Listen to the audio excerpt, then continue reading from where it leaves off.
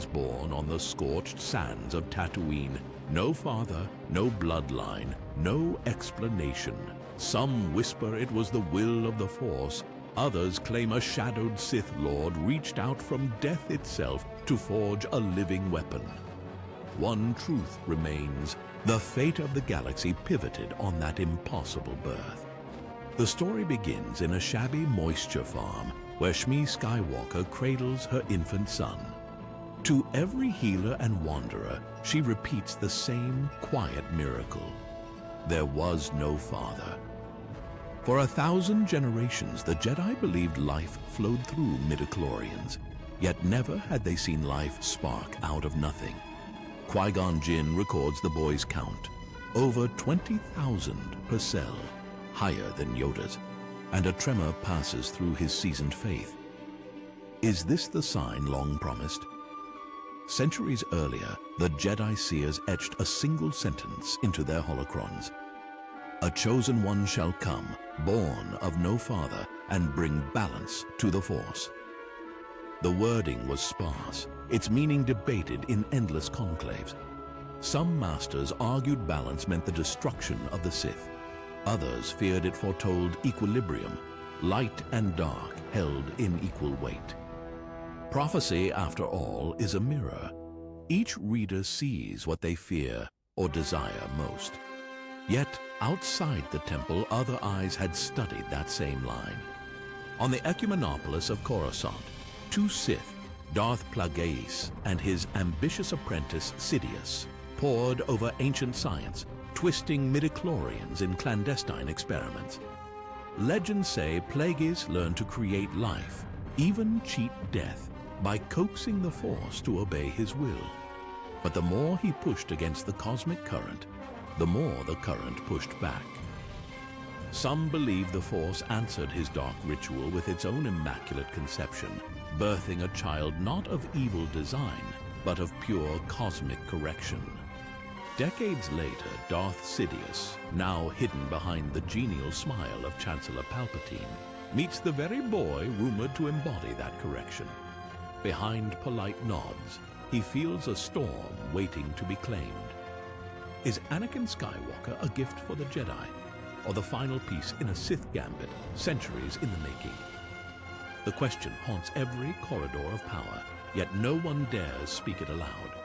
Within the Jedi Council, Anakin's presence becomes a paradox. He is hope incarnate and catastrophe foretold. The Masters sense fear and attachment roiling beneath his brave facade. They deny him rank, limit his knowledge, yet depend on his victories as the Clone War ignites. Each triumph pulls him closer to the Chancellor's Council, and farther from the serenity the prophecy demands. Balance, it seems, is not a birthright, but a razor's edge. He must walk alone. Meanwhile, whispers spread. Some Jedi archivists uncover Sith legends of the Chosen of Mortis, beings who could bend the Force to their voice, but inevitably fell to darkness. Pilgrims on Moraband speak of a nightmare vision in which Plagueis watches over a pregnant Shmi in the shadows of her hut.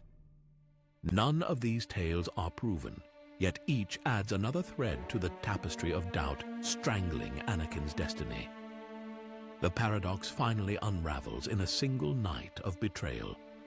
On Mustafar's volcanic banks, the chosen child, now a scarred knight of darkness, slaughters the leaders of a newborn empire's enemies. For many Jedi, prophecy seems broken beyond repair. Balance has not come. Imbalance reigns in a funeral pyre of ash and molten glass. But prophecy moves on a timescale longer than any one life. Years later, amid the metal catacombs of the second Death Star, a dying father casts down his master to save his son. In that moment, the Sith line is sundered, and the Force falls silent, like a pond at dusk after a stone finally settles. Was this the balance foreseen? A single burst of light snuffing out 2 decades of darkness? Or merely a pause before the cosmic pendulum swings again? Even today, the debate rages in temple ruins, senate halls, and smoky cantinas. If Plagueis engineered Anakin, Then the Force stole that design and wrote its own ending, proving destiny can never be chained. If the Force alone birthed the boy, then free will twisted that gift into tragedy before redeeming it at the brink. Either way, the Chosen One prophecy remains the galaxy's greatest riddle, etched not in stone, but in the scarred lives of those who tried to interpret it.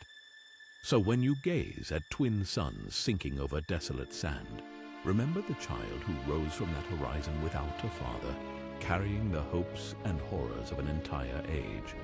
Remember that prophecy is less a roadmap than a challenge, a whisper daring mortals to seek meaning in forces far larger than themselves. And ask yourself, if the Force itself can conceive a life to restore equilibrium, what price might it demand the next time the scales tip?